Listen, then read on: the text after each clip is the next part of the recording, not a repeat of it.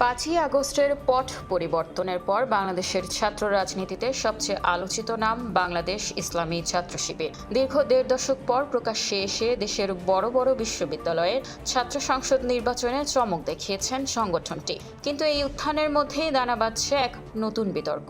সাধারণ শিক্ষার্থী ও বিরোধী ছাত্র সংগঠনগুলোর অভিযোগ, শিবির এখনও তাদের পূর্ণাঙ্গ পরিচয় সামনে আনছে না।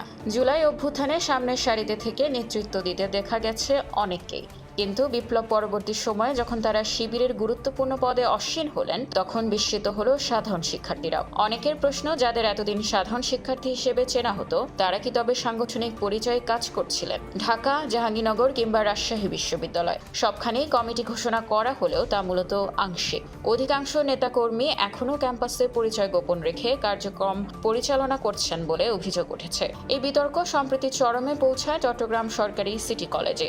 দেয়ালে গুপ্ত শব্দ লেখাকে কেন্দ্র করে ছাত্রদল ও শিবিরের মধ্যে বাধে রক্তক্ষয়ী সংঘর্ষ, যা ছড়িয়ে পড়ে রাজপথের বাদানুবাদে। ছাত্রদলের সাধারণ সম্পাদক নাসির উদ্দিন স্পষ্ট জানিয়েছেন, শিক্ষা প্রতিষ্ঠানে কোনো গুপ্ত রাজনীতি চলতে দেওয়া হবে না। এমনকি আক্রমণ হলে প্রতিটি দেয়ালে এই শব্দটি লিখে প্রতিবাদ করার হুঁশিয়ারি দিয়েছেন তিনি।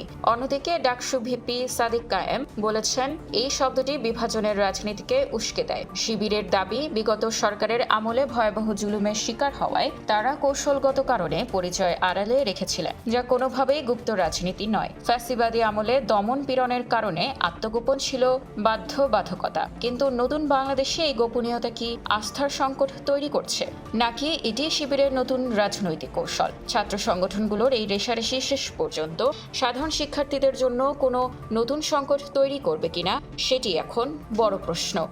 নিউজ ডেস্ক, খোলা কাগজ, ঢাকা।